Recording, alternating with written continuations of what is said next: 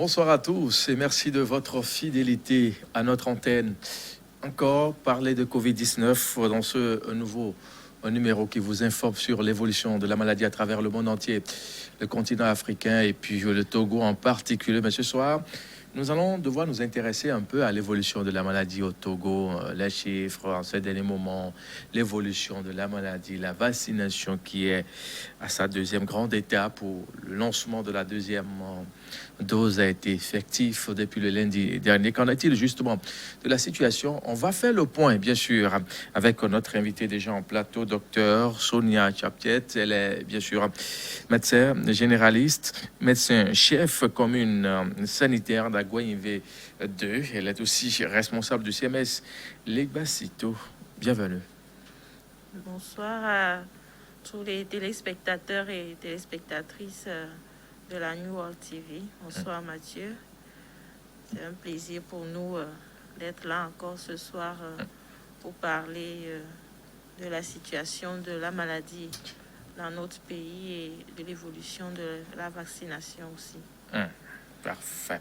Quand on parle de Covid-19, actuellement dans votre zone sanitaire, dans votre commune sanitaire, nous sommes à Legbasito, hein? Dans la commune d'Aguaïvé 2, oui. à Legbasito. Oui. Vous coiffez quelle zone et quelle On va rafraîchir un peu la mémoire aux gens. Il faut dire que la commune d'Aguaïvé 2 a pour chef-lieu le village Legbasito. Et dans la commune, nous avons 16 villages, 16 grands villages répartis en, on va dire, 20 petits villages. Donc, 16 villages où on dénomme encore d'autres qui sont complets jusqu'à aller à 20. Hein, oui. tous ensemble. Et tout ceux-là, ils viennent à votre niveau, au niveau de CMS Legbasito. Quand il y a un dans la petit commune bobo, actuellement, oui. on a un seul grand centre de santé public. Mais il y a également d'autres formations sanitaires privées et confessionnelles qui sont présentes et tout ensemble, on mène des activités de santé communautaire comme des actions curatives par rapport à la population de la commune et aussi d'autres communes, parce qu'il faut dire qu'en matière de santé, souvent, la population est mobile. On peut quitter d'une commune à une autre pour se faire aussi soigner si on est en déplacement. C'est-à-dire que les soins sont offerts à toute la population, résidente ou non, dans la commune. La maladie à coronavirus en ces derniers temps, comment vous la vivez, particulièrement dans cette commune sanitaire d'Aguaïvé 2? Donc, il faut dire que sur le plan national déjà, ce qu'on a remarqué déjà 3 semaines de la vaccination, c'est qu'il y a eu un début de baisse des nombres de cas. Donc, la baisse nationale s'impacte également sur la baisse au niveau de toutes les communes. Déjà, depuis 2 semaines, on est à pratiquement moins de 30 cas par jour. Or, si on se rappelle bien, juste après les fêtes de fin d'année, on a eu des journées avec plus de 200 cas. Donc, on est à près de moins de 30 cas par jour. Et au niveau de la commune d'Aguaïvé 2 également, il y a des journées où on n'a pas du tout de cas confirmés. Donc, la baisse nationale se répercute également avec une baisse des cas confirmés au niveau de la commune. Donc, ça, c'est par rapport aux cas confirmés. Mais n'en déplaise que les moyens mis en place par rapport à la prévention de la maladie continuent à être observés. On veut parler notamment des mesures barrières. On veut parler du port des bavettes qui est toujours systématique au niveau de toutes les institutions de la commune, du lavage régulier des mains avec vérification par les forces GSM qu'on félicite vraiment pour l'appui à vérification de la présence et de l'utilisation effective ces dispositifs de lavage de mains et la distanciation qui est toujours maintenue, tant au niveau des sociétés qu'au niveau des endroits publics, notamment les marchés et tout. Donc, les chiffres ont baissé, mais les mesures barrières continuent pas à être observées et la vaccination contre la COVID-19 aussi se poursuit sur le plan national comme au niveau de notre commune d'Agoué-Nivé 2. Parce que vous ne dépistez pas trop en ces derniers moments ou c'est parce que ça a vraiment chuté drastiquement à votre niveau où on peut dire que les gens observent ces mesures, barrières édictées, ça et là? Le circuit de suivi des malades est toujours en place. C'est-à-dire que au niveau de chaque commune, on a les différents dispositifs, autant pour, on va dire, le suivi des malades, autant les équipes d'intervention rapide, autant les équipes de prise en charge des cas. Tous ces équipes-là sont toujours effectifs au niveau de toutes les communes. Maintenant, il faut dire que au niveau national, ce n'est pas le dépistage qui est mis en avant, c'est-à-dire que c'est plus devant la suspicion des cas qu'on demande des tests pour voir est-ce qu'il s'agit véritablement des cas de COVID-19 ou encore c'est devant les cas positifs qui sont suivis qu'on essaye de programmer selon un protocole bien établi les prélèvements pour le suivi autant du cas actif que des différents contacts de ces cas confirmés là. Donc c'est simplement parce que il y a moins de cas suspects, il y a également moins de cas confirmés, ce qui fait que voilà le travail qui est fait par rapport au suivi, on va dire que ces derniers temps est vraiment réduit. Donc, au niveau pratiquement de toute la préfecture d'Agoué, on va dire, on est plus maintenant centré sur l'observance des mesures barrières sur la vaccination qui se poursuit. On sait que Agoué, dans tout son ensemble, l'une des... Enfin, Agoué, la commune d'Agoué, dans tout son ensemble, est l'une des communes pourvoyeurs en matière, bien sûr, de cas de COVID-19. Il y a de cela 2 mois, 3 mois. Et si ça a chuté, c'est vraiment parce que vous avez quand même fait de votre mieux. Donc, on continue par se donner... Parce que les résultats, ça se fait voir. Quand on a aujourd'hui des cas qui ne sont plus vraiment dans les quinzaines par jour, on se dit...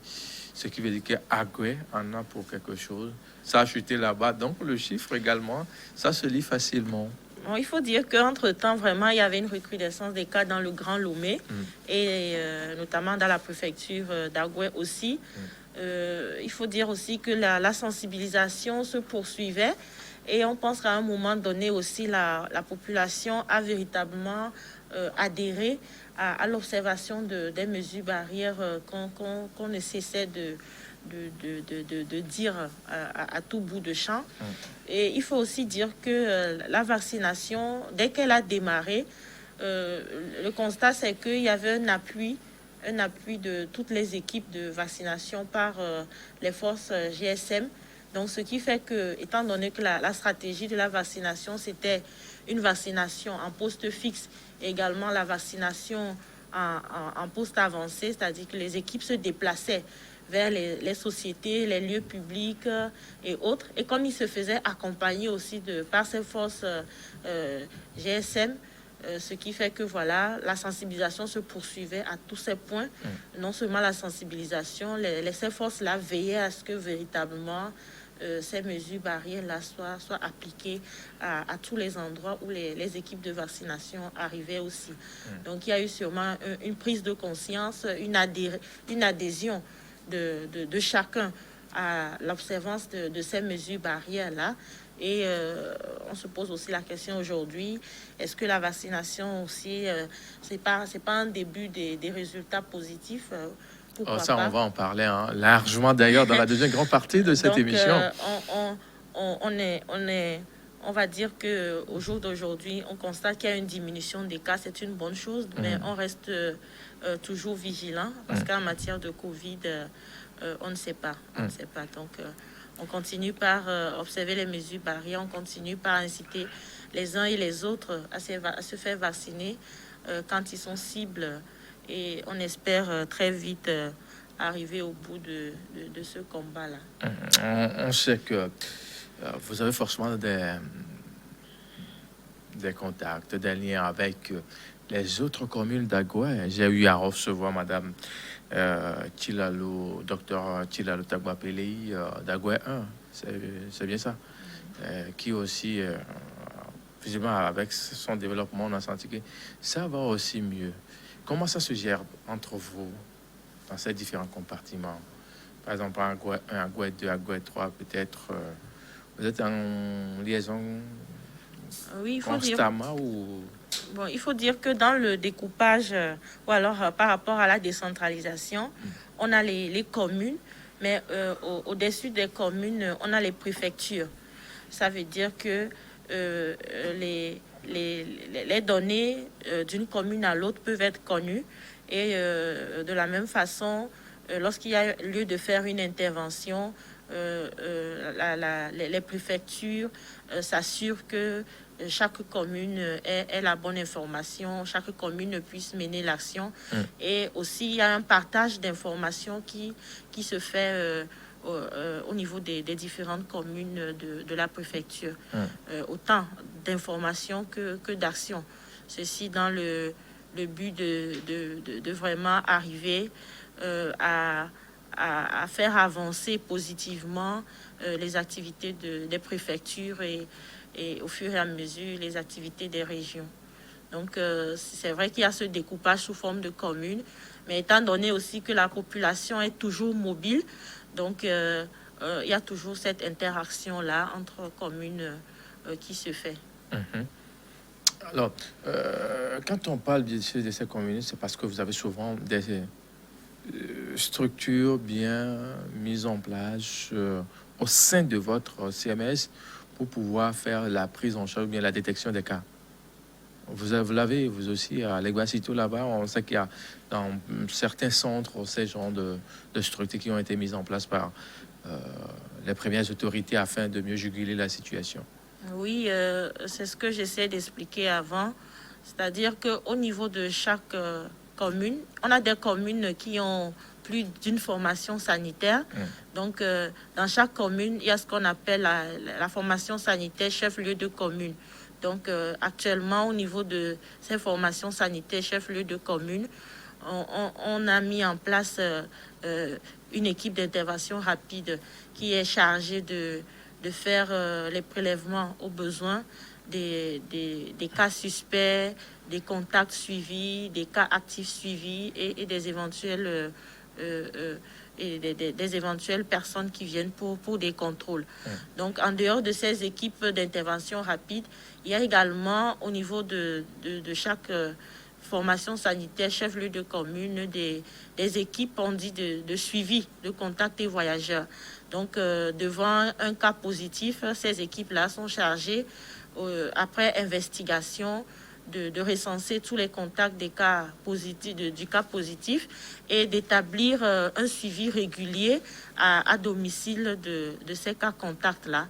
Il y a également ce qu'on appelle les équipes de prise en charge à domicile, parce qu'on sait aussi que entre-temps, quand il y avait eu une vraie flambée des cas, avec la déconcentration de la gestion de la Covid, les patients qui étaient asymptomatiques ou qui ne présentaient que de très petits signes et qui, après évaluation de leur domicile, pouvaient être isolés et pris en charge à domicile. Donc, il y a également cette équipe de prise en charge-là qui est chargée de donner la médication selon le protocole qui a été retenu sur le plan national et de véritablement suivre le patient à domicile, s'assurer qu'il prend bien les produits, s'assurer qu'il n'y a pas d'autres il n'y a pas d'autres signes qui apparaîtraient, qui nécessiteraient un transfert immédiat, et aussi s'assurer qu'au moment venu, le cas actif puisse vraiment bénéficier de ces prélèvements de contrôle.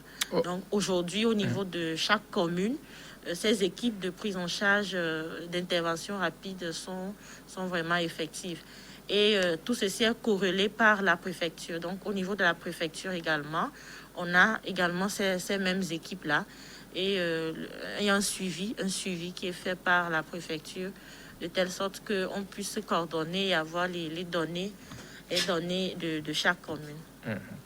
Au cas où, ou au moment où vous avez un cas compliqué, qu'est-ce qui est fait? Vous le référez au centre de prise en charge de référence de Kégué, ou vous avez un plateau sanitaire aussi qui convient pour mieux faire le job? Non, actuellement, au niveau de Lomé, le centre de prise en charge thérapeutique des formes graves, c'est le CHL Lomé commune. Donc, devant ces cas même qui sont suivis à domicile, le suivi permet de voir déjà est-ce qu'il n'y a pas apparition de ces signes de gravité-là. Donc, si c'est le cas, un transfert immédiat est demandé et le centre, la direction préfectorale de la santé est informée et un transfert est fait. Le centre de prise en charge aussi est informé et un transfert du malade se fait immédiatement. Et même, on a certains, devant les cas même qui ne présentent pas des signes et qui malheureusement ont d'autres maladies associées, d'autres comorbidités. Donc parfois, ces cas-là aussi, même si le domicile s'y prête à une prise en charge à domicile parce qu'il y a ces autres tares associés pour ne pas éviter que des signes graves arrivent avant qu'on ne court. Ces patients-là sont directement transférés au niveau du centre de prise en charge, le CHL Lomé commune. Parfait. Nous allons devoir marquer la toute première pause. On va revenir dans la deuxième partie dans un instant pour évoquer bien sûr ce qui est en train d'être fait en matière de la prise de la deuxième dose qui a commencé depuis le 17 dernier, et puis parler d'autres choses aussi. À très vite.